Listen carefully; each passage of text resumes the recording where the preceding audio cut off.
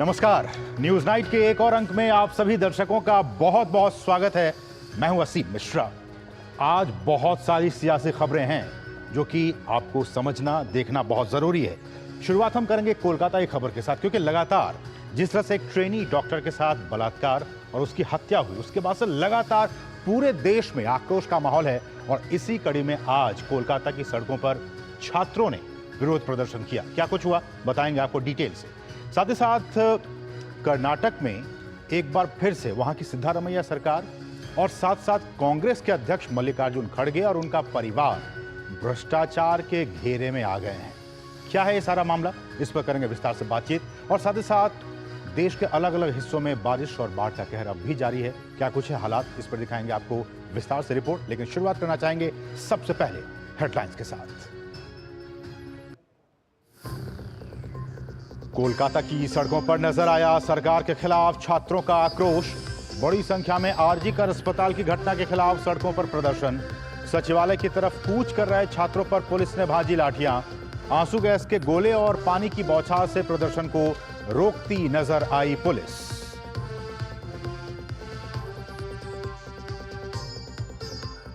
कोलकाता की किलेबंदी पर भाजपा का जोरदार हमला। कहा, महिला डॉक्टर को न्याय दिलाने में विफल सरकार, कुचल रही है छात्रों का आंदोलन। ममता को बताया असली तानाशाह। राज्य सरकार के विरोध में भाजपा ने कल पश्चिम बंगाल में 12 घंटे बंद का किया ऐलान।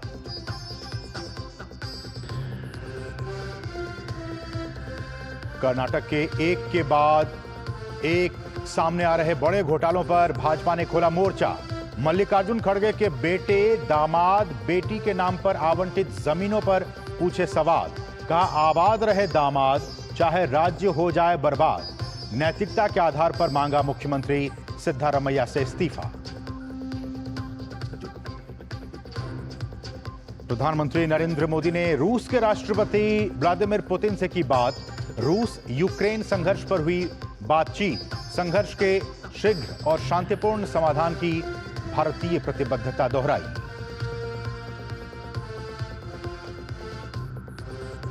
जम्मू कश्मीर विधानसभा चुनाव के लिए भारतीय जनता पार्टी ने 29 तो नेशनल कॉन्फ्रेंस ने 32 उम्मीदवारों की सूची जारी की। पहले चरण के लिए नामांकन के आखिरी दिन उम्मीदवारों ने भरे पर्चे। पहले चरण में 18 सितंबर को 24 सीटों पर होगा मतदान। गुजरात में भारी बारिश का रेड अलर्ट। वडोदरा, अहमदाबाद, गांधीनगर, सूरत में जनजीवन प्रभावित। मुख्यमंत्री ने फिर से ली समीक्षा बैठक। केंद्र ने राहत और बचाव कार्य के लिए भेजी सेना की 6 टुकड़ियां। संत सरोवर बांध के 5 गेट खोले गए। और भाजपा 2 सितंबर से चलाएगी नए सिरे से विशेष सदस्यता अभियान। मौजूदा सदस्यों को भी दी जाएगी दोबारा सदस्यता।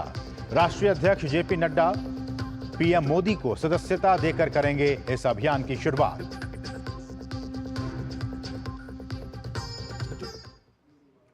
और शुरुआत सबसे पहले कर्नाटक से जुड़ी खबर के साथ, बहुत ही महत्वपूर्ण है। कर्नाटक में भूमि आवंटन को, जमीन आवंटन को लेकर एक नया विवाद फिर से छिड़ गया है। बीजेपी ने मार्च 2024 में कांग्रेस अध्यक्ष मल्लिकार्जुन खड़गे के परिवार द्वारा संचालित एक ट्रस्ट को कर्नाटक औद्योगिक क्षेत्र विकास बोर्ड की साइट दिए जाने पर सवाल उठाए हैं। यह पूरा विवाद 5 एकड़ जमीन को लेकर है। भारतीय जनता पार्टी ने इस पूरे आवंटन पर गंभीर सवाल उठाए हैं। उनका कहना है कि जमीन आवंटन में भ्रष्टाचार किया गया है। कर्नाटक की कांग्रेस सरकार एक बार फिर विवादों में घिर गई है। वाल्मीकि घोटाला और मूडा घोटाले के बाद अब राज्य सरकार पर जमीन आवंटन में गड़बड़ी के आरोप लग रहे हैं, जिसमें कांग्रेस के राष्ट्रीय अध्यक्ष मल्लिकार्जुन खड़गे और उनके परिवार को फायदा पहुंचाने की बात कही जा रही है। इस पूरे घटनाक्रम को लेकर भाजपा एक बार फिर कांग्रेस पर हमलावर है। मंगलवार को प्रेस को संबोधित करते हुए भाजपा प्रवक्ता गौरव भाटिया ने कहा कि मल्लिकार्जुन खड़गे के परिवार के एक ट्रस्ट को कर्नाटक औद्योगिक विकास बोर्ड ने 5 एकड़ जमीन बेंगलुरु के हाईटेक डिफेंस एयरोस्पेस पार्क में दी गई है, जबकि ये जमीन एससी कोटे के तहत नागरिक सुविधाओं के लिए आरक्षित थी और ये नियमों के खिलाफ है। उन्होंने इस पूरे मामले को लेकर कांग्रेस अध्यक्ष मल्लिकार्जुन खड़गे, उनके मंत्री बेटे प्रियंक खड़गे और राज्य के मुख्यमंत्री सिद्धारमैया के इस्तीफे की मांग की है। हाईटेक डिफेंस एरोस्पेस पार्क है और इस पार्क में अलॉटमेंट होने थे वहां की जनता के लिए, जो एंटरप्रेन्योर्स हैं उनके लिए। लेकिन मल्लिकार्जुन खड़गे जी और उनके जो परिवार के सदस्य हैं, जिसकी सूची मैं आपके सामने रखूंगा तो आप भी घबरा जाएंगे, एससी कोटे में इनको एक 5 एकड़ का लैंड अलॉट होता है, चाहे वो मूडा स्कैम हो। और इसके अलावा हमने देखा किस तरह से वाल्मीकि डेवलपमेंट कॉरपोरेशन स्कैम, उसमें भी घोटाला हुआ। और अब ये तीसरा स्कैम। घोटालेबाज मुख्यमंत्री सिद्धारमैया, तुरंत कुर्सी खाली करो। वहीं कर्नाटक भाजपा अध्यक्ष बीवाई विजयेंद्र ने कहा है कि हम पिछले कुछ महीनों से इस भ्रष्ट सरकार के खिलाफ लड़ाई लड़ रहे हैं। In Moda, Mysore Urban Development Authority scam, Chief Minister family is a beneficiary. All the norms has been floated, has been violated, and Chief Minister wife has been benefited by the allotment of 14 sites. And sites worth more than 5,000 crores has been looted by the Congress government in the same Moda. So we have been demanding resignation of Chief Minister. इस मामले को लेकर कर्नाटक सरकार में उद्योग मंत्री MB Patil ने कहा है कि ट्रस्ट को एरोस्पेस पार्क में नियमों के मुताबिक भूमि का आवंटन किया गया है। इसमें नियमों का कोई उल्लंघन नहीं किया गया है। There is no incentive, there is no concession. They have given, it has been allocated at the price prescribed for everyone. No question of malpractice, man. It's 200% legal and there is no concession. Okay, and SC/ST community, we have reserved 24.1% without concession. दरअसल इस पूरे मामले को लेकर Bharatiya Janata party के राज्यसभा सांसद लहर सिंह सिरोया ने गंभीर सवाल उठाए हैं। उनका कहना है कि जमीन आवंटन में भ्रष्टाचार किया गया है। सिरोया ने बयान में कहा कि सिद्धार्थ विहार ट्रस्ट को कर्नाटक औद्योगिक क्षेत्र विकास बोर्ड द्वारा नागरिक सुविधाओं के लिए जमीन आवंटित की गई। कुल 45.94 एकड़ में से एक हिस्सा आवंटित किया गया है। ट्रस्टियों में मल्लिकार्जुन खड़गे, उनकी पत्नी राधाबाई खड़गे, दामाद राधाकृष्ण डोडामणि और बेटे प्रियांक खड़गे शामिल हैं। सिरोया ने यह भी सवाल किया कि उद्योग मंत्री एमबी पाटिल ने मार्च 2024 में इस आवंटन के लिए सहमति कैसे दी। ये जमीन एरोस्पेस पार्क में नागरिक सुविधाओं के लिए थी, जो कि अनुसूचित जाति के कोटे के तहत आवंटित की जाती है। उन्होंने आरोप लगाया कि कई योग्य आवेदकों को नजरअंदाज किया गया है। इस प्रक्रिया में अनियमितताएं हो सकती हैं। उनका कहना है कि इस मामले में भाई भतीजावाद और सत्ता का दुरुपयोग शामिल हो सकता है। कुल मिलाकर इस विवाद ने कर्नाटक की राजनीति को एक बार फिर गर्म कर दिया है, जहां आरोप प्रत्यारोप का दौर फिलहाल जारी है। Bureau report, DD news. और आज हम इसी विषय पर चर्चा करने वाले हैं कि किस तरह से जो मल्लिकार्जुन खड़गे का परिवार है वो भ्रष्टाचार के आरोपों में घिरता जा रहा है। और इस बहुत ही महत्वपूर्ण विषय पर बातचीत करने के लिए दो खास मेहमान हमारे साथ इस वक्त जुड़ चुके हैं। हमारे साथ मधु एन राव जी हैं, जो कि प्रवक्ता हैं बीजेपी की तरफ से, और साथ ही साथ हमारे साथ दूसरे खास मेहमान वरिष्ठ पत्रकार आर राजगोपालन जी हैं। आप दोनों ही मेहमानों का बहुत बहुत स्वागत। सबसे पहले मधु एन राव सर, मैं आपके पास आना चाहूँगा। और ये जो बातें निकलकर सामने आई राज्यसभा के सांसद बीजेपी की तरफ से, उनमें यह कहा गया कि भाई इसमें भाई भतीजावाद है, इसमें भ्रष्टाचार है, और जो जमीन 5 एकड़ की दी गई वो इसके लिए एलिजिबल ही नहीं है ये ट्रस्ट, फिर भी उनको दे दिया गया। आपकी प्रतिक्रिया? पहली बात यह है कि ये जो राज्य सरकार कर्नाटक प्रदेश में है, कांग्रेस सरकार, शुरुआत से यही घोटाले से हम में अटक गए हैं ये सरकार। परंतु एक बात तो पक्की है। देखिए, अभी हाल ही में प्रियंक खड़गे जी है मिनिस्टर कर्नाटक सरकार में, और एआईसीसी का प्रेसिडेंट जो है खड़गे जी वो है, और उसका जो ट्रस्ट है अभी वो प्राइवेट ट्रस्ट है। उस प्राइवेट ट्रस्ट को 5 एकड़ जमीन केडीबी वही तटुआ एरोस्पेस पार्क से उसको मिला है। तो प्रश्न उठता है कि ये सत्ता का दुरुपयोग है, पहली बात। दूसरी, आप कब से एरोस्पेस डिफेंस सेक्टर में आए थे खड़गे जी? आपको क्यों मिला ये? क्या वजह था? कितने रेट के लिए आपको मिला? तो ये सब जाहिर सी बात है, उसको आंसर करने चाहिए, क्योंकि हम मानते हैं बीजेपी में कि ये सब जो लोग कर रहे हैं ये सत्ता का दुरुपयोग है, ये लेकिन conflict of Madhusudan interest Rao है। जी, पाटिल साहब तो कह रहे हैं कि हमने सभी नियम कानून का पालन किया है, वो एलिजिबल हैं और हमने जो रेट तय था उसी रेट पे हमने देने का काम किया, इसमें कोई भी गलत काम नहीं किया। मेरा ये प्रश्न उसके है कि कब से सिंगल विंडो सिस्टम क्यों आ गया, कब से आ गया? और पहले जो केडीबी का जो प्रोसीजर था अलॉटमेंट ऑफ सीए साइट्स, उसको क्यों आपने हटा दिया?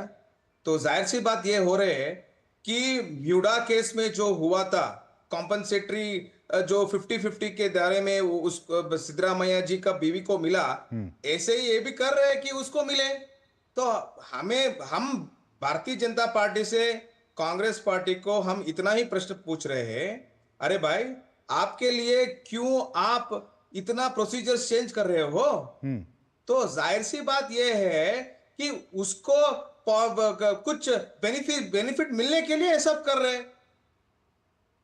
और बीजेपी ने यह भी डिमांड किया है। उसका प्रश्न कांग्रेस उत्तर देना चाहिए ना, क्योंकि हमने देखा है जब म्यूडा केस हो या वाल्मीकि केस हो, जो सरकार का जो माइंडसेट है वो भ्रष्टाचार के तरफ दिख रहा है। तो हम ये पूछ रहे हैं उनको कि आप जो एमबी पाटिल है या तो खड़गे जी है या तो सिद्धरामैया जी है, जो भी आप आके बताए ये सब क्यों हो रहा है। ठीक है, हमारे साथ आर राजगोपालन जी भी हैं। सर, पहले हमने देखा मूडा की बात हो या फिर वाल्मीकि वाली बात हो, और अब ये ट्रस्ट वाली बात आ गई कि इसको गैर कानूनी तरीके से इस ट्रस्ट को बेनिफिट लाभ पहुंचाने की कोशिश की गई है स्टेट गवर्नमेंट की तरफ से भी, और बीजेपी ने आज प्रेस कॉन्फ्रेंस में की। आपकी प्रतिक्रिया? लगातार हम देख रहे हैं कि कांग्रेस सरकार पर भ्रष्टाचार के आरोप लगते जा रहे हैं और अब इसके घेरे में मल्लिकार्जुन खड़गे और उनका परिवार भी आता दिख रहा है। मिश्रा जी, कर्नाटका में ये बहुत बूचल आने वाले हैं।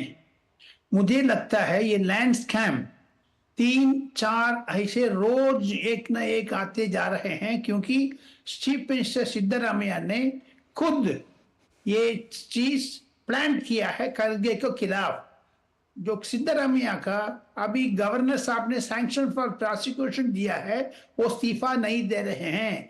ये कांग्रेस का अंदरूनी मामला है। मल्लिकार्जुन खड़गे को हटाने के लिए सिद्धरामैया का साजिश है। सेकंड थिंग, मुझे लगता है मिश्रा जी, ये नेशनल हेराल्ड केस से भी गंभीरता से लेना पड़ेगा, क्योंकि नेशनल हेराल्ड केस में 90 करोड़ माँ बेटा ने आपस में बांट लिया। इधर देखो सही, 5 एकड़ हस्बैंड वाइफ 2 सन्स, ये सारी की सारी ले लिया है। अभी मेरा पहले बात किया था, भाषण दिया था बीजेपी के प्रवक्ता राव साहब ने, उन्होंने एक चीज भूल गया है।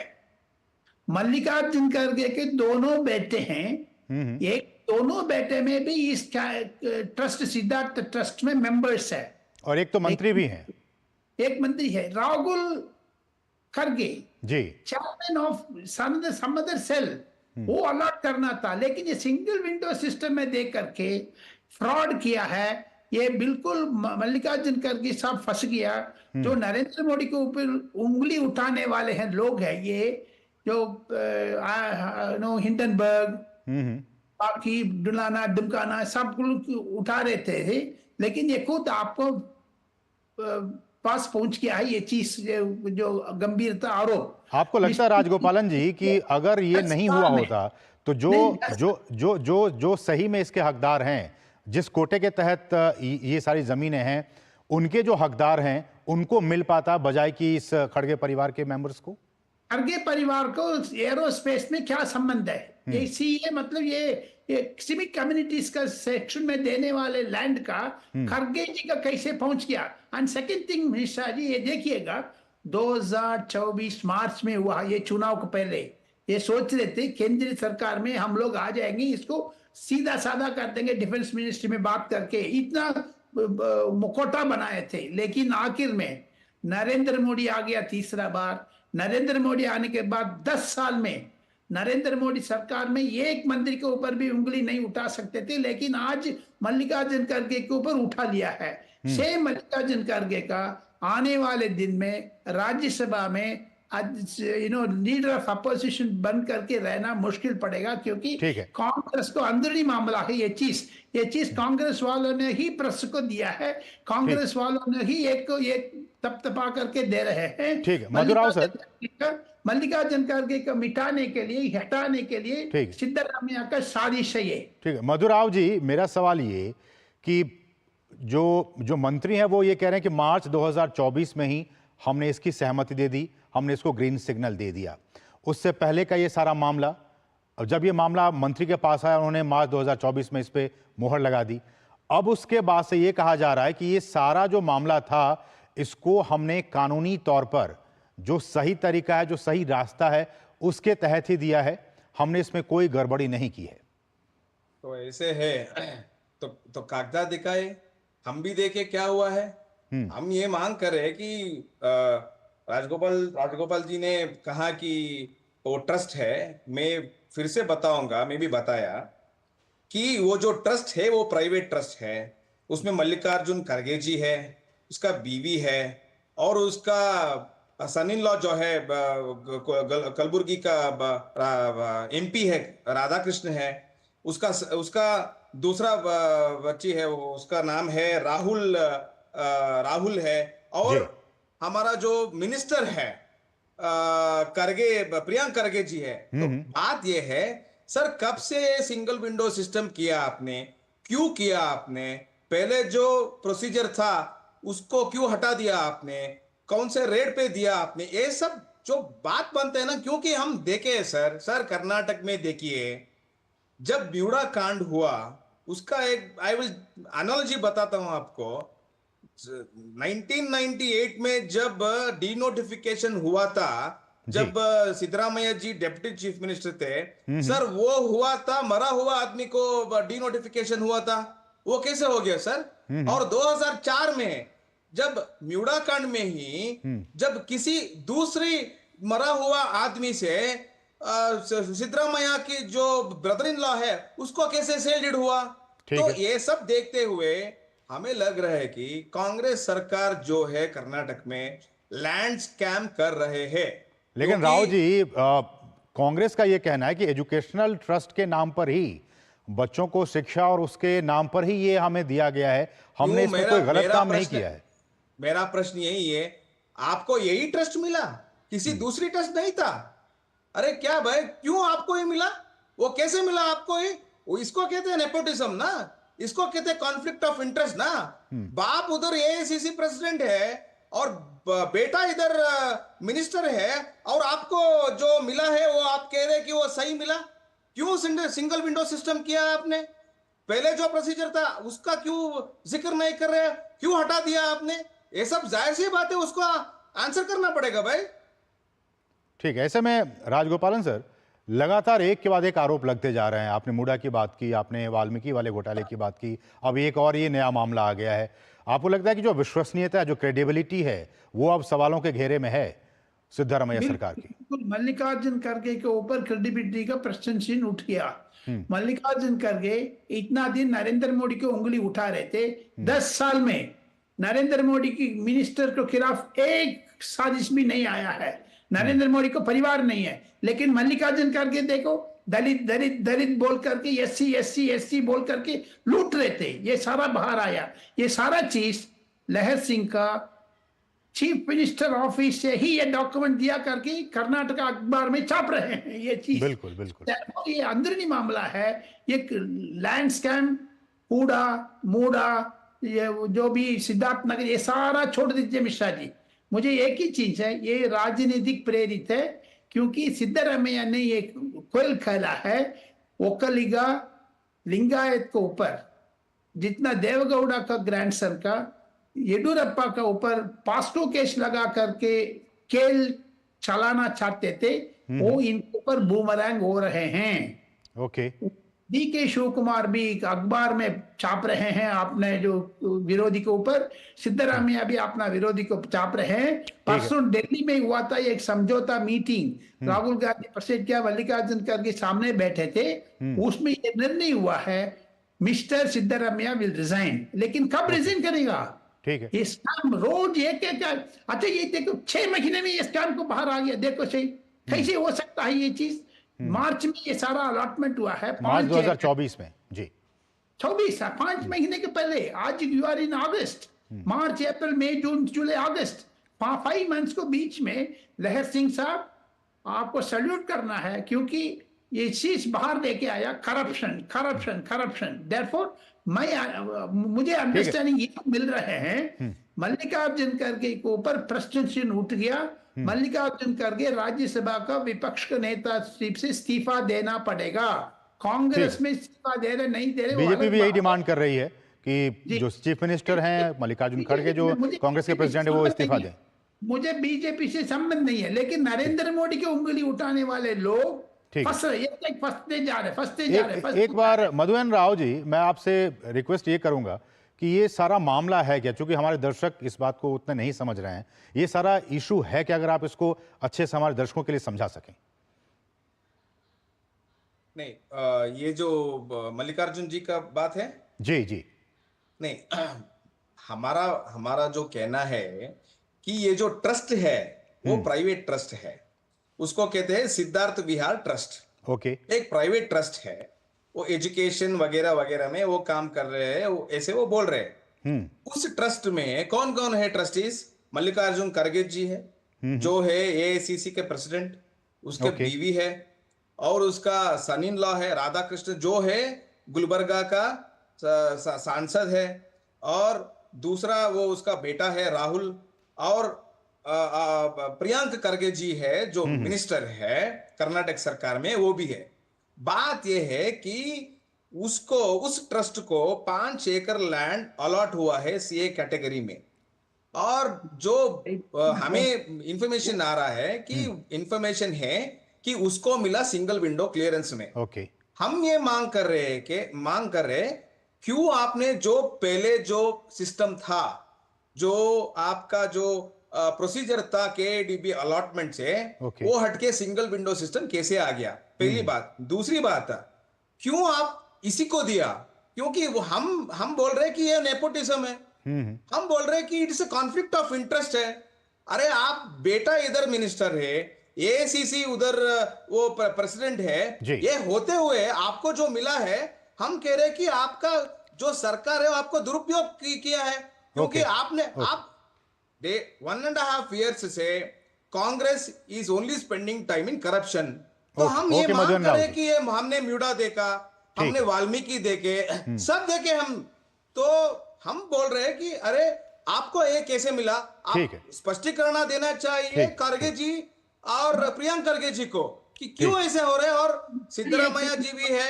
जी जी, तो कुल मिलाकर ये कह सकते हैं कि चाहे वो खड़गे मल्लिकार्जुन खड़गे जी जी बहुत संक्षेप में राजगोपालन सर से ये कह रहा हूं, मुझे ये कागज है, ये जनवरी 2024 में एप्लीकेशन जा रहे हैं, इसका सिंगल विंडो क्लियरेंस के लिए चीफ सेक्रेटरी अप्रूव कर रहे फरवरी महीने में। ये कैसे मार्च में 2024 में 3 महीने के अंदर जेट स्पीड में क्लियरेंस कैसे मिला? जब ये ओपन होना चाहिए, जो एलिजिबल लोग हैं उनको मौका मिलना चाहिए था। ट्रांसपेरेंसी होना चाहिए। इसके ऊपर मिस्टर मल्लिकार्जुन खड़गे को इस्तीफा देना ही पड़ेगा, और कोई विकल्प नहीं है। चलिए ठीक है, समय इतना ही है। मधुएन राव जी बहुत बहुत शुक्रिया हमारे साथ जुड़ने के लिए, और राजगोपालन सर आप दोनों मेहमानों का हमारे साथ इस विषय पर चर्चा करने के लिए बहुत बहुत शुक्रिया। बढ़ेंगे आगे, रुकेंगे एक बहुत ही छोटे से ब्रेक के लिए। आप देखते रहिए DD न्यूज।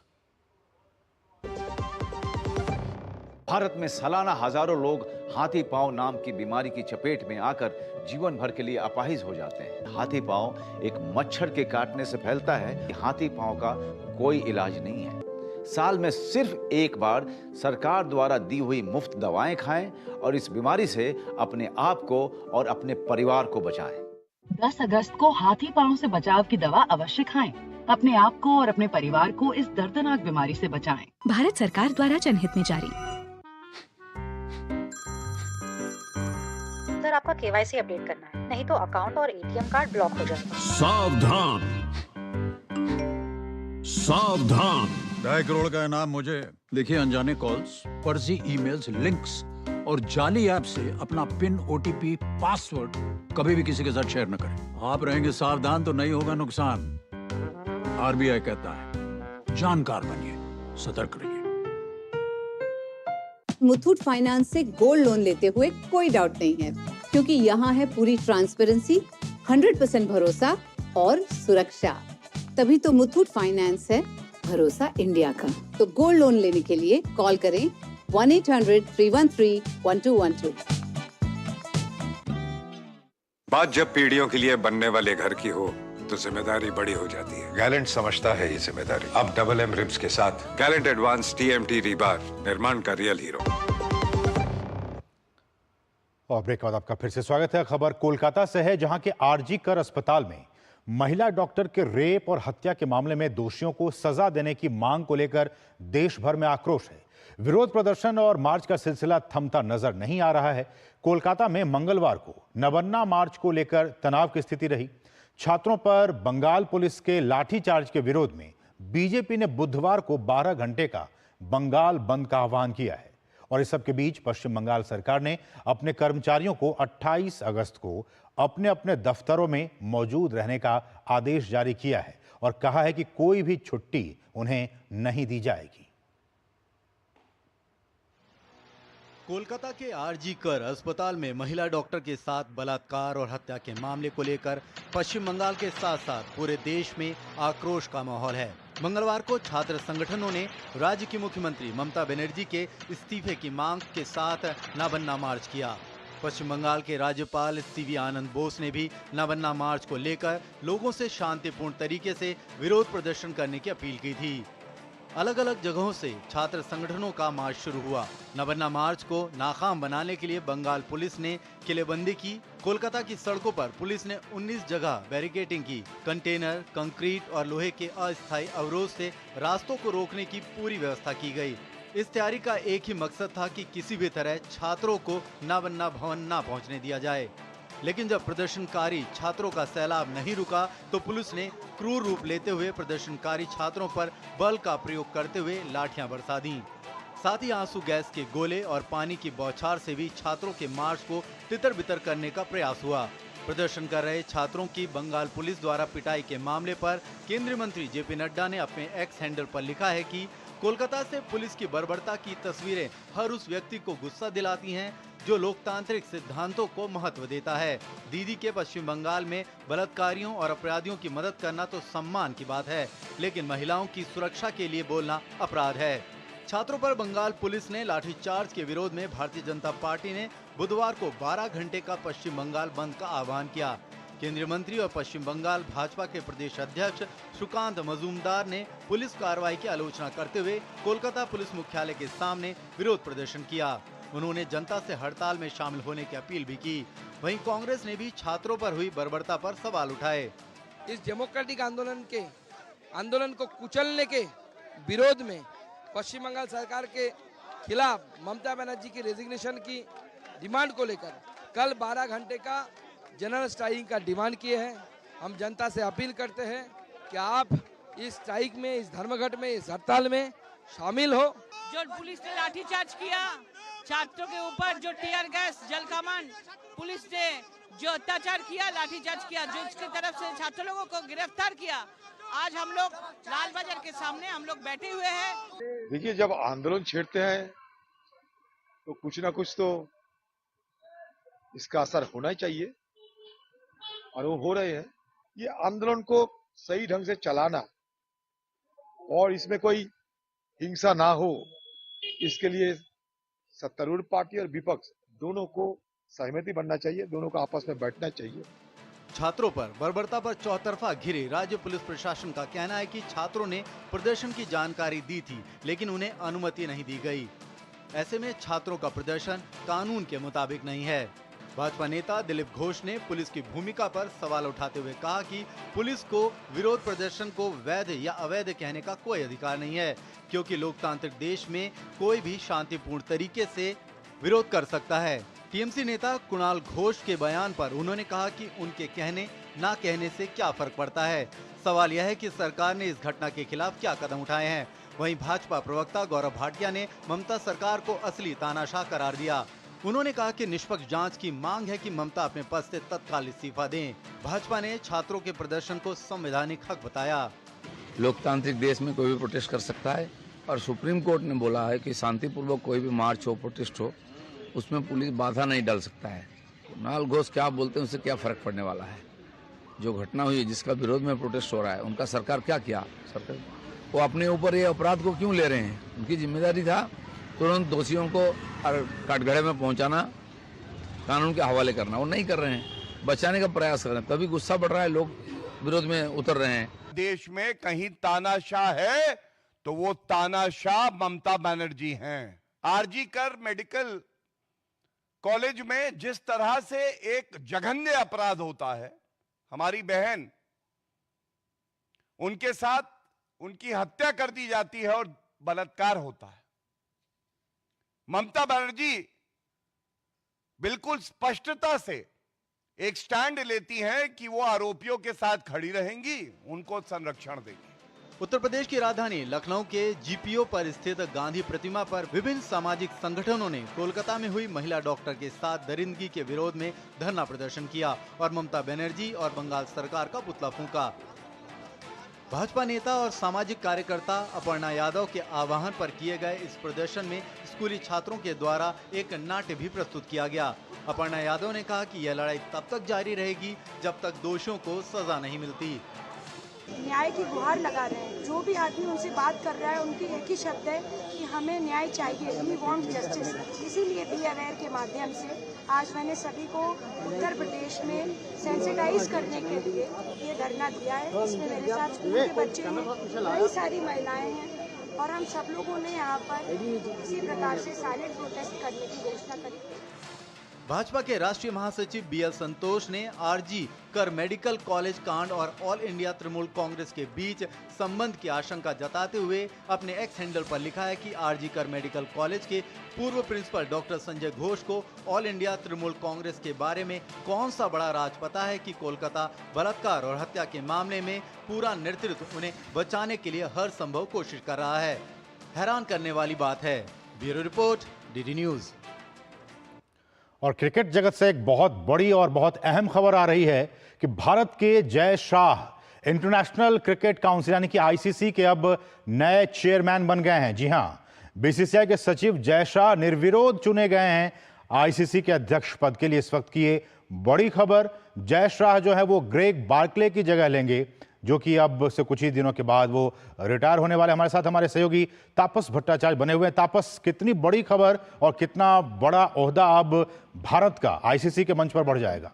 बहुत सही कहा आपने असीम की ये जो 35 साल की उम्र में सबसे कम उम्र के बीसीसीआई ये सेक्रेटरी का ये पहले थे और ये आईसीसी में इन्होंने इनको ये आईसीसी चेयरमैनशिप की पोस्ट जो मिली है ये सबसे कम उम्र में किसी भी एडमिनिस्ट्रेटर को ये पोस्ट दी गई है। 35 साल की उम्र है और ये जैसे आपने कहा ग्रेग बार्कले जो अभी आईसीसी के चेयरमैन है उनकी जगह वो पदभार संभालेंगे 1 दिसंबर से।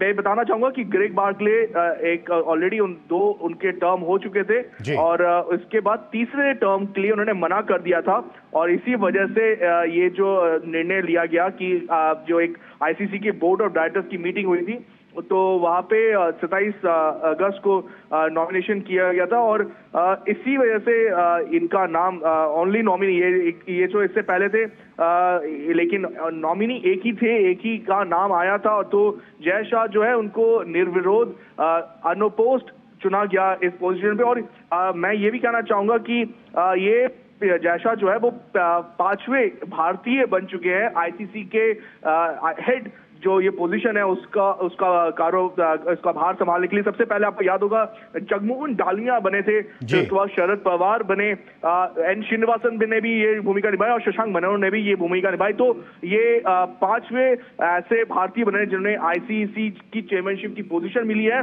लेकिन सबसे कम उम्र में यानी कि 35 साल की उम्र में उनको ये पोजीशन मिली, जो सच में काबिल तारीफ है। और हमने देखा कि पिछले कुछ समय से जिस तरीके से भारतीय क्रिकेट का शानदार प्रदर्शन रहा है, 2023 का क्रिकेट वर्ल्ड कप के फाइनल तक पहुंचना और उसके बाद T20 2024 का T20 वर्ल्ड कप उसको जीतना, और उसके साथ साथ हमने देखा है कि ये जो इनके अंडर में जो भारतीय टीम ने प्रदर्शन किया है वो शानदार है। 2009 से ये एक एडमिनिस्ट्रेटर है, पहले गुजरात में एडमिनिस्ट्रेटर रहे 2009 से, और उसके बाद बीसीसीआई में 2019 से सेक्रेटरी है। ये उनका दूसरा, ये जो अभी टर्म चल रहा है बीसीसीआई सेक्रेटरी का, वो दूसरा टर्म है और ये 2025 तक चला था, लेकिन अभी इनको आईसीसी चेयरमैन की जो पोस्ट है उसके बाद इनको छोड़ना पड़ेगा। ठीक है, तो इस वक्त ये बड़ी खबर और अहम खबर कि जय शाह जो है वो 1 दिसंबर 2024 से ये पदभार संभालेंगे, आईसीसी के वो अध्यक्ष चुन लिए गए हैं। फिलहाल बहुत बहुत शुक्रिया तापस इन तमाम ताज़ा अपडेट्स हम तक पहुंचाने के लिए। रुकेंगे एक छोटे से ब्रेक के लिए, आप देखते रहिए डीडी न्यूज़।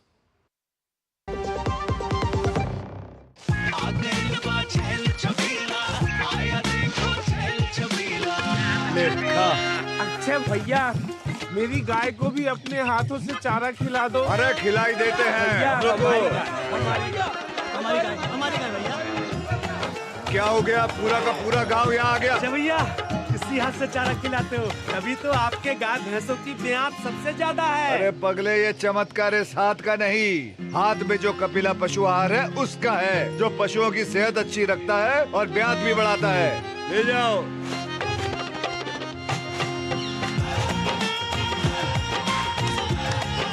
कपिला, देश का नंबर 1 पशु आहार। सुरक्षा की गारंटी हर चीज में जरूरी है, चाहे वो मुश्किल स्टंट हो या अच्छी फसल। इसलिए ले आइए IIL के ट्रैक्टर ब्रांड का शिनबा, जो देता है सुंडी और ट्रिप से सुरक्षा की गारंटी। शादी का किचन महके जहां, गोल्डी किचन किंग मसाले हो वहां। गोल्डी लाए हैं फ्रेश लॉक टेक्नोलॉजी, जो रखे मसालों को हर समय फ्रेश। और अब बात आगामी जम्मू कश्मीर विधानसभा चुनाव की।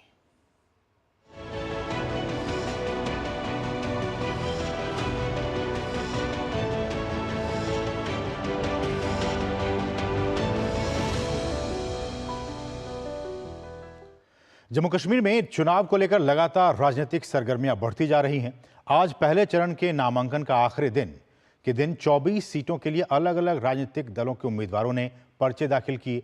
साथ ही साथ भारतीय जनता पार्टी ने 29 तो नेशनल कॉन्फ्रेंस ने 32 उम्मीदवारों की सूची जारी की।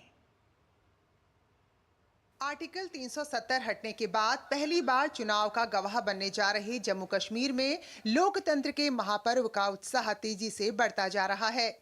राज्य की 90 सीटों में 3 चरणों में होने जा रहे चुनाव के पहले चरण की 24 सीटों के लिए मंगलवार को नामांकन का आखिरी दिन था। आखिरी दिन अलग अलग दल के उम्मीदवार अपने समर्थकों के साथ नामांकन दाखिल करने पहुंचे। श्री गुफारा बिजबेहरा विधानसभा क्षेत्र से भाजपा उम्मीदवार सोफी यूसुफ ने अपना पर्चा दाखिल किया। उन्होंने जीत का दावा करते हुए कहा कि 2024 के बाद से प्रधानमंत्री मोदी के नेतृत्व में जम्मू कश्मीर को आजादी मिली है और लोग प्रधानमंत्री मोदी और उनके काम को पसंद करने लगे हैं। खुशी हुई कि आज जो बिजबेहरा कॉन्स्टिट्यूंसी के बहनों का, बेटियों का, भाइयों का, बुजुर्गों का प्यार मैंने देखा। इस बार भारतीय जनता पार्टी का कमल बिजबेहरा कॉन्स्टिट्यूंसी से खिलेगा। लोगों का बहुत ज्यादा प्यार मिल रहा है, तो ये मुझे लगता है कि ये प्यार जो है वोट में भी तब्दील होगा। बिजबेहरा सीट से पीडीपी उम्मीदवार इल्तिजा मुफ्ती ने भी अपना नामांकन दाखिल किया और इस दौरान पार्टी प्रमुख महबूबा मुफ्ती भी उनके साथ रहीं। वहीं रामबन की बनिहाल सीट से भाजपा उम्मीदवार सलीम भट्ट ने और कांग्रेस उम्मीदवार विकार रसूल वानी ने भी नामांकन दाखिल किया। वानी ने कहा कि कांग्रेस और नेशनल कॉन्फ्रेंस गठबंधन का मकसद बीजेपी को हराना है। कांग्रेस पार्टी ने जो अलायंस का हाथ बढ़ाया नेशनल कॉन्फ्रेंस के साथ, वो एक बड़े नजरिया को लेके बढ़ाया है। जो यहाँ पे परेशानियां लोगों को है, प्रॉब्लम्स है, तो हमने सोचा एक ताकतवर तरीके से हम इलेक्शन पूरी स्टेट में लड़ेंगे। वहीं अब राज्य में सभी दल तेजी से उम्मीदवारों के नाम तय करने में जुट गए हैं। भारतीय जनता पार्टी ने मंगलवार को विधानसभा चुनाव के लिए तीसरी सूची जारी कर 29 और उम्मीदवारों के नाम घोषित किए। इससे पहले भाजपा 16 उम्मीदवारों के नाम का ऐलान कर चुकी है। वहीं JKNC यानी जम्मू कश्मीर नेशनल कॉन्फ्रेंस ने भी अपने 32 उम्मीदवारों के नाम की घोषणा की। मुख्य चेहरों की बात करें तो उमर अब्दुल्ला गंदेरबल से और तनवीर सादिक जदीबल से चुनाव लड़ेंगे। इन सब के बीच कांग्रेस और नेशनल कॉन्फ्रेंस के गठबंधन पर भारतीय जनता पार्टी हमलावर है। भाजपा नेता मुख्तार अब्बास नकवी ने कहा कि जम्मू कश्मीर को आतंकवाद के अंधेरे में झोंकने वाले दोनों गुनहगार दल आज एक हो गए हैं। उन्होंने कहा कि जम्मू कश्मीर में आज की स्थिति विकास और विश्वास को दर्शाती है और जो भी माहौल को खराब करने का प्रयास करेगा उसे सफलता नहीं मिलेगी। माहौल तो जरूर बदला है। वहाँ पर जो है विकास और विश्वास के प्रति माहौल हुआ है। वहाँ पर जो है अब दो जो है वो पहचान नहीं है, निशान नहीं है। वहाँ पर एक विधान है और एक निशान है। इसलिए जो है ये माहौल बदला है और अगर आप कोशिश करेंगे माहौल को ख़राब करने की तो आपको उसमें सफलता नहीं मिलेगी। जम्मू कश्मीर चुनाव को लेकर जहां राजनीतिक दल अपने गुणा भाग में लगे हैं, वहीं चुनाव आयोग चुनाव में लोगों की भागीदारी बढ़ाने के लिए लगातार जागरूकता फैला रहा है। राज्य में व्यवस्थित मतदाता शिक्षा और चुनावी भागीदारी अभियान के अंतर्गत मतदाताओं को जागरूक करने के लिए रियासी में एक जीवंत मेहंदी प्रतियोगिता का आयोजन किया गया। कुल मिलाकर इस वक्त जम्मू कश्मीर में चुनाव को लेकर सियासी दलों के साथ आम जन में जो उत्साह नजर आ रहा है वो राज्य में एक मजबूत लोकतंत्र की तस्दीक करता है। Bureau report, DD news. और अब बात बारिश और बाढ़ की। देश में इन दिनों कई इलाकों में जमकर बारिश हो रही है। खासकर गुजरात में तो आसमान से मानो आफत ही बरस रही है। अहमदाबाद से लेकर सूरत तक हर तरफ तबाही का ही मंजर है, जिसकी वजह से जनजीवन अस्त व्यस्त हो गया है। बाढ़ से बेहाल गुजरात, सभी जिलों में लगातार जारी है भारी बारिश। बचाव राहत कार्य युद्ध स्तर पर जारी। केंद्र सरकार ने तैनात की सेना की 6 टुकड़ियां। 30 अगस्त तक पूरे राज्य में रेड अलर्ट घोषित। अपनी क्षमता से अधिक भर चुके हैं बांध। ये तस्वीरें राज्य की स्थिति को बयां कर रही हैं। लगातार हो रही भारी बारिश से गुजरात में आम जनजीवन जैसे रुक सा गया है। कई इलाके बाढ़ की चपेट में हैं और लोगों को बचाने और सुरक्षित स्थानों पर पहुंचाने का कार्य जारी है। राज्य सरकार की मदद के लिए अब केंद्र सरकार भी सामने आई है। केंद्र सरकार ने सेना की 6 टुकड़ियों को राज्य के सर्वाधिक प्रभावित जिलों में तैनात कर दिया है। सेना द्वारका, आनंद, वडोदरा, खेड़ा, मोरबी और राजकोट जिले में राज्य सरकार की सहायता करेगी। राहत और बचाव कार्य में सबसे बड़ी परेशानी है लगातार हो रही बारिश। मौसम विभाग ने आने वाले 2 दिन के लिए पूरे राज्य में रेड अलर्ट घोषित किया है। खास तौर पर सौराष्ट्र और कच्छ में प्रशासन पूरी तरह से सतर्क है, क्योंकि इस क्षेत्र में और अधिक भारी बारिश की आशंका है। हालात को देखते हुए गुजरात के मुख्यमंत्री भूपेंद्र पटेल ने गांधीनगर में राज्य आपातकालीन परिचालन केंद्र में जिला कलेक्टरों और नगर आयुक्तों के साथ राज्य में भारी बारिश और बाढ़ की स्थिति के बारे में समीक्षा बैठक की। भारी बारिश के कारण 76 बांध अपनी क्षमता से अधिक भर चुके हैं और 96 बांध हाई अलर्ट पर हैं। गुजरात ने औसतन मानसून का लगभग 100% पूरा कर लिया है। ऐसे में अगर बारिश नहीं रुकी तो लोगों की परेशानी और बढ़ सकती है। Bureau report, DD news. और वहीं गुजरात के साथ साथ देश के दूसरे हिस्सों में भी बारिश और बाढ़ का कहर जारी है। पश्चिमी भारत के साथ साथ मध्य भारत, दक्षिण भारत और पूर्वोत्तर के कुछ राज्यों में भी बारिश से जनजीवन प्रभावित है। लगातार हो रही बारिश से देश भर के अलग अलग हिस्सों में बाढ़ का कहर जारी है। मौसम विभाग ने गुजरात, राजस्थान, पश्चिमी मध्य प्रदेश, गोवा, तटीय कर्नाटक, दक्षिणी भीतरी कर्नाटक और मध्य महाराष्ट्र के कुछ हिस्सों में बारिश का रेड अलर्ट जारी किया है। विभाग ने कहा है कि जम्मू कश्मीर, लद्दाख और पंजाब के कुछ हिस्सों में तेज बारिश हो सकती है। उधर दक्षिण भारत में भी अगले 3 दिनों के दौरान केरल, तटीय आंध्र प्रदेश, तेलंगाना और कर्नाटक में ऐसी स्थिति बनी रहेगी। पूर्वी और पूर्वोत्तर भारत में झारखंड, बिहार, ओडिशा, नागालैंड, मणिपुर, मिजोरम, त्रिपुरा, असम, मेघालय और अंडमान और निकोबार द्वीप समूह में अगले 2 दिनों तक तेज बारिश की संभावना व्यक्त की गई है। बात करें महाराष्ट्र की तो यहाँ भी बारिश से राहत मिलती नजर नहीं आ रही है। जगह जगह जल भराव से जनजीवन प्रभावित हो रहा है। महाराष्ट्र के नासिक में भारी बारिश के कारण गंगापुर बांध का जल स्तर बढ़ गया है। मौसम विभाग ने अगले 2 दिन में महाराष्ट्र के कुछ हिस्सों में भारी से बहुत भारी बारिश होने का पूर्वानुमान जारी किया है। राजस्थान में भी लगातार बारिश की वजह से सड़कें बुरी तरह जलमग्न हो गई हैं। कई इलाकों में घरों में भी पानी घुस गया है। अजमेर में भारी बारिश के कारण शहर के कई हिस्सों में बाढ़ जैसी स्थिति उत्पन्न हुई है। वहीं त्रिपुरा में अब धीरे धीरे बाढ़ से राहत मिलनी शुरू हो गई है। त्रिपुरा में बाढ़ की स्थिति में सुधार हुआ है और कई स्थानों पर पानी का स्तर घटने लगा है। पिछले दिनों हुई जबरदस्त बारिश के कारण त्रिपुरा को गंभीर व्यवधानों का सामना करना पड़ा है। बारिश के कारण दूरसंचार सहित बुनियादी ढांचे को भी काफी नुकसान पहुंचा है। बाढ़ से निपटने के लिए युद्ध स्तर पर राहत बचाव कार्य जारी है। वहीं त्रिपुरा के मुख्यमंत्री माणिक साहा ने बाढ़ से प्रभावित लोगों को राहत प्रदान करने के उद्देश्य से अपने 1 महीने का वेतन मुख्यमंत्री राहत कोष में दिया है। साथ ही उत्तर प्रदेश सरकार ने मुख्यमंत्री राहत कोष से त्रिपुरा के लिए 10 करोड़ रुपए की आर्थिक मदद की है। Bureau report, DD news. और यहाँ रुकें एक और बहुत ही छोटे से ब्रेक के लिए। आप देखते रहिए डीडी न्यूज। बात जब पीढ़ियों के लिए बनने वाले घर की हो तो जिम्मेदारी बड़ी हो जाती है। गैलेंट समझता है ये जिम्मेदारी। अब डबल एम रिब्स के साथ गैलेंट एडवांस टीएमटी रीबार, निर्माण का रियल हीरो। हे गर्ल्स, कांग्रेचुलेशंस। आज तो पार्टी चाहिए। पहले चैंपियन के साथ सेल्फी लेंगे।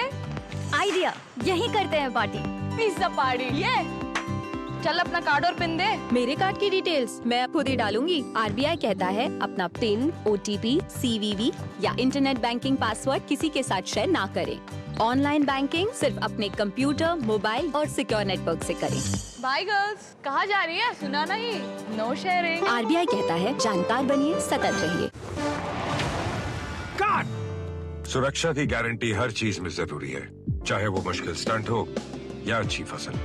इसीलिए ले आइए IIL के ट्रैक्टर ब्रांड का शिनबार, जो देता है सुंडी और ट्रिप से सुरक्षा की गारंटी। शादी का किचन महके जहां, गोल्डी किचन किंग मसाले हो वहां। गोल्डी लाए हैं फ्रेश लॉक टेक्नोलॉजी, जो रखे मसालों को हर समय फ्रेश। और ब्रेक बाद आपका फिर से स्वागत है। प्रधानमंत्री नरेंद्र मोदी ने रूसी राष्ट्रपति व्लादिमीर पुतिन से बात की है। पीएम मोदी ने सोशल मीडिया प्लेटफॉर्म एक्स पर पोस्ट कर साझा कर कहा है कि आज राष्ट्रपति पुतिन से बात हुई। विशेष और विशेषाधिकार प्राप्त रणनीतिक साझेदारी को और मजबूत करने के उपायों पर चर्चा की गई। रूस यूक्रेन संघर्ष और यूक्रेन की हालिया यात्रा पर मेरे सुझाव पर विचारों का आदान प्रदान हुआ।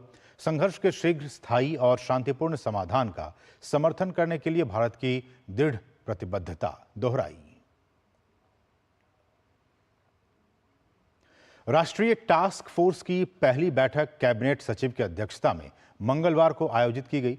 कोलकाता मामले को लेकर सुप्रीम कोर्ट के निर्देश पर देश भर के डॉक्टरों और स्वास्थ्य कर्मियों की सुरक्षा सुनिश्चित करने के लिए 14 सदस्यीय नेशनल टास्क फोर्स का गठन किया गया है। सर्वोच्च न्यायालय के निर्देशों के बाद गठित 14 सदस्यीय राष्ट्रीय टास्क फोर्स NTF की पहली बैठक कैबिनेट सचिव की अध्यक्षता में मंगलवार को हुई। बैठक में गृह सचिव और स्वास्थ्य सचिव सहित सभी सदस्य मौजूद थे। NTF सदस्यों द्वारा विभिन्न मुद्दों पर विस्तृत चर्चा की गई। सदस्यों ने अपने सुझाव भी रखे। इस दौरान सदस्यों ने बताया कि विभिन्न हितधारकों ने उनसे सीधा संपर्क किया और उन्हें लगभग 300 से 400 सुझाव प्राप्त हुए। स्वास्थ्य मंत्रालय द्वारा आम लोगों और विभिन्न हितधारकों से सुझाव प्राप्त करने के लिए एक राष्ट्रीय पोर्टल बनाया गया है, जिसका लिंक स्वास्थ्य मंत्रालय की वेबसाइट पर उपलब्ध है। इसका शीर्षक NTF को सुझाव है। इसका लिंक serviceonline.gov.in ये आज से चालू हो गया है। केंद्रीय स्वास्थ्य मंत्रालय द्वारा पोर्टल पर प्राप्त सुझावों को NTF के सामने रखा जाएगा। स्वास्थ्य सचिव NTF सदस्यों और प्रमुख हितधारकों के साथ व्यापक विचार विमर्श करेंगे। वहीं राज्यों से राज्य के चिकित्सा संस्थानों में उपलब्ध सुरक्षा उपायों के बारे में जानकारी मांगी गई। इसके लिए राज्यों के साथ एक गूगल शीट साझा की गई।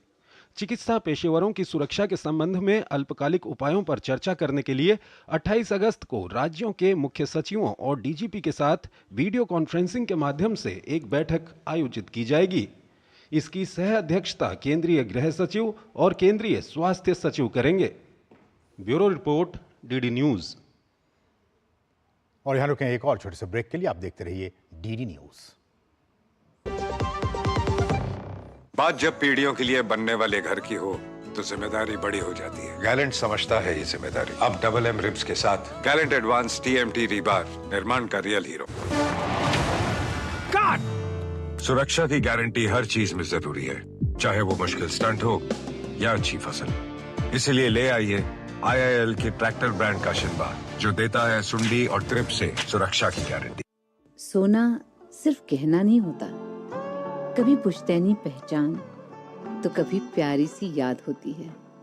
लाइफ में आगे बढ़ने के लिए उसी सोने से गोल्ड लोन लेने का फैसला समझदारी का होता है।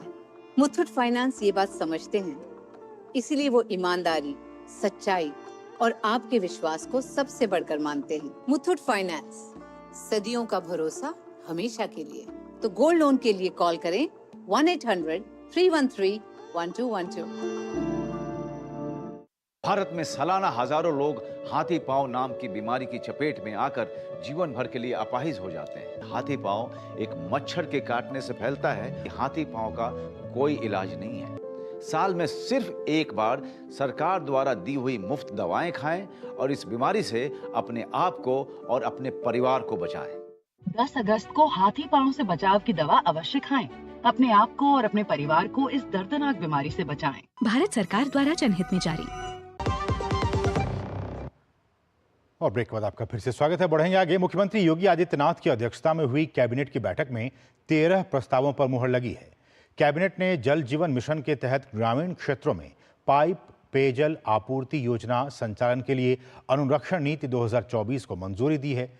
इसके तहत जिन गांवों में काम पूरा हो चुका है उसके रखरखाव के लिए अनुरक्षण नीति लाई जा रही है। मिशन के अंतर्गत संचालित पाइप पेयजल योजना में पूर्व से उत्तर प्रदेश जल निगम ग्रामीण द्वारा संचालित एवं अनुरक्षित पाइप पेयजल योजना के संचालन एवं अनुरक्षण हेतु अपेक्षित बजटीय व्यवस्था राज्य वित्त आयोग राज्य बजट से कराया जाना प्रस्तावित किया गया है।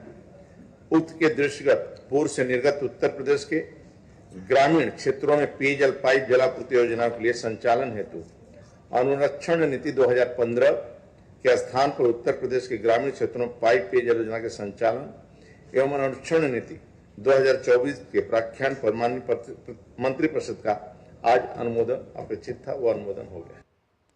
इसके अलावा उत्तर प्रदेश राज्य पर्यटन विभाग के पर्यटक आवास गृहों हेतु निजी प्रबंधन पर चल रहे आवास गृहों को 15+15 यानी कि कुल 30 साल की लीज पर दिए जाने के प्रस्ताव को भी कैबिनेट ने अपनी मंजूरी दी है।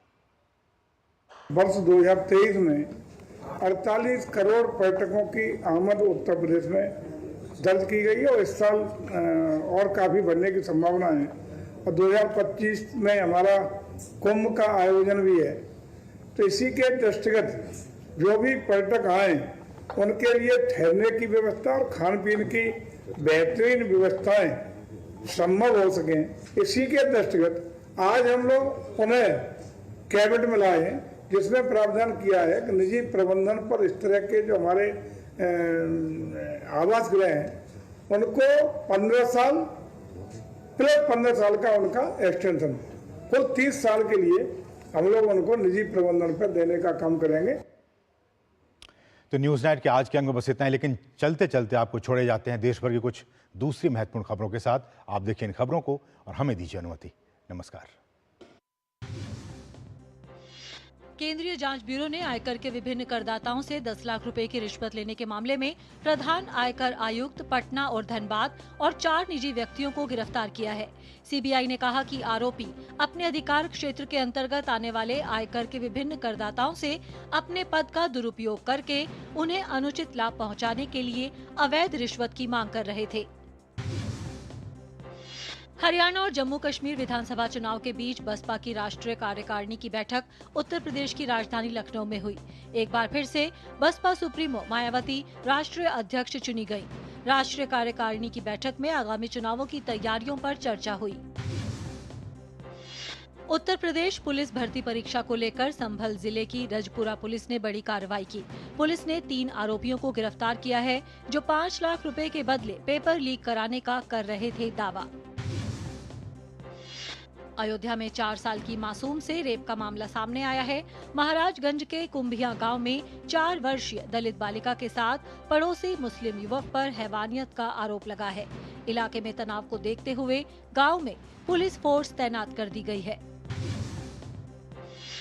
उत्तर प्रदेश के भगवतीपुर गांव में 2 लड़कियों के शव पेड़ से लटककर मिलने के बाद इलाके में सनसनी फैल गई।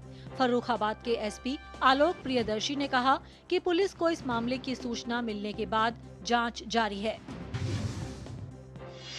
दिल्ली के अशोक विहार फेज 2 स्थित वैष्णवी पार्क का उद्घाटन उपराज्यपाल वीके सक्सेना ने किया। पिछले साल दिसंबर में इस पार्क की नींव उपराज्यपाल ने रखी थी। 10 एकड़ में फैले इस पार्क को 5.5 करोड़ रुपए की लागत से दिल्ली विकास प्राधिकरण ने विकसित किया है।